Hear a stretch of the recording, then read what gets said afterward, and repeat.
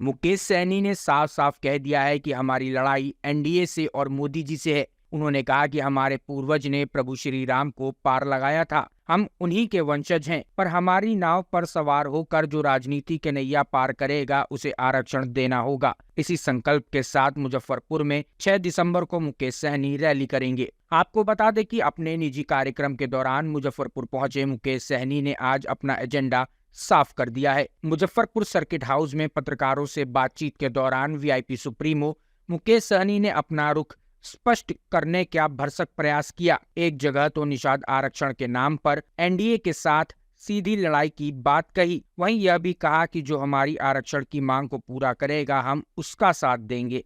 इतना ही नहीं, उन्होंने श्री राम का नाम लेते हुए केवट द्वारा नैया से नदी पार कराने की चर्चा की और कहा कि हमारी नैया मुफ्त में राजनीति की नदी पार नहीं कराएगी।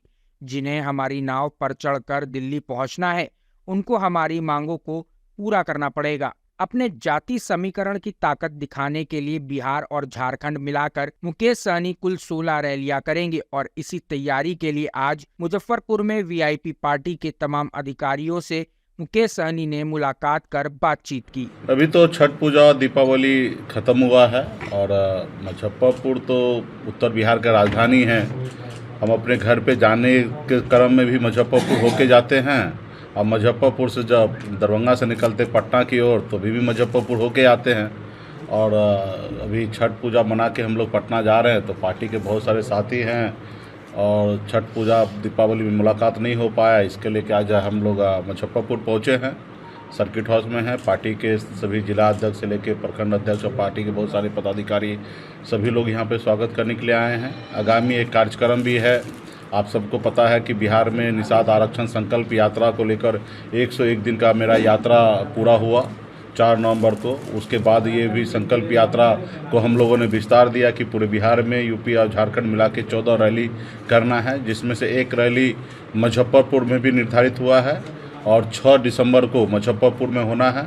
तो इसके लिए पार्टी के सभी पदाधिकारी गांव-गांव में घूमकर अपने लोगों को जागरूक कर रहे हैं, सभी को संकल्प करवा रहे हैं। पुनः 6 तारीख को बोछा में जो कार्यक्रम रखा गया है वहाँ पे पूरे मुजफ्फरपुर ज़िला और अगल बगल के लोग आएंगे और वहाँ पे अपने आप को संकल्प करेंगे।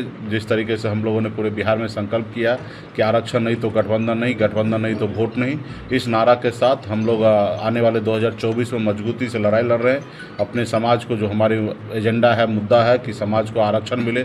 जब बंगाल में आरक्षण है तो बिहार में क्यों नहीं, जब दिल्ली में निषाद को एससी का आरक्षण है तो बिहार में क्यों नहीं। पिछले 9-10 साल से लगातार हम लोग लड़ाई लड़ रहे हैं। अभी हमें लगता है कि हम लोग बहुत अच्छे समय पे आ गए हैं। एक तरफ मोदी जी को प्रधानमंत्री बनना है, दूसरी तरफ राहुल गांधी जी को प्रधानमंत्री बनना है और ना ही हमें प्रधानमंत्री बनना है ना ही कुछ बनना है। हमें जो हमारी लड़ाई है निषाद को आरक्षण दिलाना, इसके लिए मजबूती से समाज को जागरूक कर रहे हैं और इस लड़ाई में सभी को जोड़ रहे हैं कि अपने आने वाले बच्चे के भविष्य के लिए, अपने बच्चे का हक अधिकार के लिए सब लोग एकजुट होइए और लड़ाई लड़िए ताकि देश में आपको सम्मान के साथ आप खड़ा हो सकते। तो इसके लिए तैयारी है और इसी के क्रम में आज पार्टी के सभी साथी यहाँ पे उपस्थित हुए हैं। सभी से वार्तालाप होगा और आने वाले समय में कैसे कार्यक्रम करना उसका रूपरेखा तय होगा।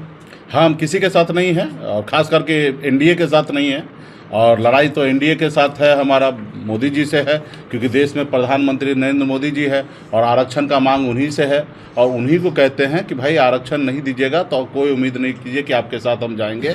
और निश्चित तौर पे अपने समाज के हक अधिकार के लिए लड़ाई लड़ रहे हैं। हम लोग राजनीति करने के लिए सिर्फ नहीं आए।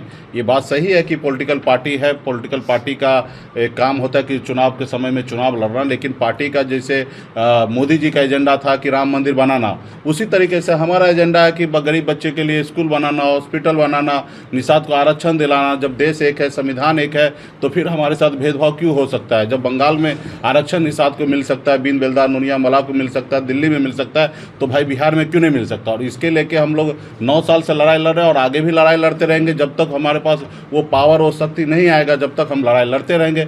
एक न एक दिन हम निश्चित तौर पर सफल होंगे अब भारतीय जनता पार्टी भी 2 सीट से आज 303 सीट उन्होंने बनाया है, संघर्ष किया और उनका जो एजेंडा था उन्होंने किया। उसी तरीके से हमारा जो एजेंडा है, हम जो चाहते हैं कि गरीब का न्याय हो, गरीब को न्याय मिले, उनके बच्चे को रोजगार मिले, उसके बच्चे सर उठा के जिए, उसके लिए हॉस्पिटल बने, वो अच्छे स्कूल में पढ़े, तो ये सारी व्यवस्था करना है। तो इसके लिए हम लोगों को सामाजिक आंदोलन करके ही किया जा सकता है और इसके लिए हम लोग लड़ाई लड़ रहे हैं। प्रधानमंत्री हमको थोड़े बनना है, जिनको बनना वो उनको फिक्र रहना है।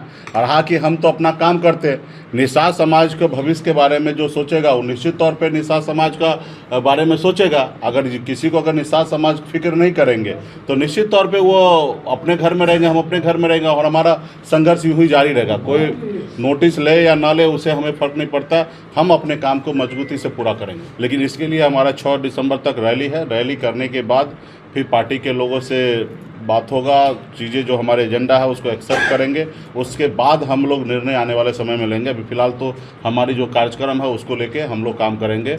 ये याद रख लीजिए, बिहार में बेगर मल्लाह का बेटा नाव का कोई भी पार नहीं लगेगा। हम लोग उस कुल खानदान से हैं कि जो हमारे पूर्वज ने श्री रामचंद्र जी को पार लगाए हैं, तो हमें किसी का नाव पे बैठने की आवश्यकता नहीं है। जो हमारे नाव पे बैठेगा वही पार लगाएगा और वही दिल्ली में सरकार बनाएगा। तो इस बार पहले हमारे पूर्वज ने पार लगाने के लिए कुछ नहीं लिया, लेकिन इस बार हमें अगर हमारे नाव पे बैठकर किसी को पार लगना है तो पहले आरक्षण देंगे, उसके बाद हम नाव पे बैठाएंगे। नाव पे बैठ के जो भी पार करना चाहते हैं, नाव को लेकर डूब गई राजभूषण निषाद चौधरी पिछले चुनाव में मुजफ्फरपुर साहब के प्रत्याशी थे, आज भाजपा में है। या आपके जो भी विधायक थे वो भी आज भाजपा में। तो जो भी वीआईपी को एक वोटर थे वो खुद को ठगा हुआ महसूस कर रहे हैं कि वीआईपी के नाम पे, मल्लाह के नाम पे आप वोट तो लेते हैं, पर वो जाते तो भाजपा में ही है। देखिए, अभी आप मेहनत कीजिएगा, आप घर में कुछ संपत्ति को जमा करके रखिएगा, रात को कोई चोरी कर ले तो आप कैसे गुनाहगार हो सकते? चोरी करने वाला गुनहगार होगा, कराने वाला गुनहगार होगा। तो जिन लोगों को मान लीजिए शॉर्टकट मार के आगे भागना है तो वो अपना काम करेंगे, रहा कि जिनको चोरी करवाना वो गुनहगार है। हम तो अपना काम कर रहे हैं। आपने देखा कि गरीब निषाद समाज जो है वर्षों से संघर्ष करके पहली बार आज़ाद भारत में, हिंदुस्तान में, बिहार में पहली बार सर उठा के जीने लायक अपनी पार्टी बना, अपना दल बनाया, 4 विधायक बना और अब बिहार में अपने लोगों के लिए काम कर रहा था। लेकिन आपने देखा सामंतवादी विचारधारा वाले लोग, उन्होंने नहीं चाहता है कि निषाद समाज सर उठा के जिए। उन्होंने सर कुचलने का काम किया, अपने पैरों के तले दबा के जैसे हजारों साल से रखा था वैसे उसी तरीके से सोच रखकर उन्होंने हमारे विधायक को खरीद लिया और अपने पक्ष में कर लिया। तो खैर वो उनका जो काम है वो करते रहेंगे, लेकिन हमारा जो काम है संघर्ष करना। हम लोग संघर्ष करने वाले लोग हैं। हम अमर शहीद जुब्बा सहनी जी के सुपुत्र हैं, हम उनके विरासत, हमारे विरासत रहे हैं, हम उनके कुल खानदान के हैं। हम अपने पूर्वज से सीखे हैं कि संघर्ष करना, जब तक सफलता हासिल नहीं होगा वैसे संघर्ष करते रहना। आज हम 900 रुपये महीने पे नौकरी में करता था, संघर्ष के बदौलत इस मुकाम तक पहुँचे हैं। हमारे पास कोई विरासत नहीं था, कोई पिताजी दादाजी कोई कुछ नहीं था, लेकिन हम अपने दम पर बिहार में एक अपनी पहचान बनाए। तो उसी तरीके से आने वाले समय में संघर्ष करेंगे और संघर्ष जितना भी समय लगेगा संघर्ष करके आगे हम लोग मंजिल को प्राप्त करेंगे। धन्यवाद। अगर आपको हमारा वीडियो पसंद आया हो तो इसे लाइक करें, सब्सक्राइब करें और साथ ही बेल आइकन दबाना ना भूलें।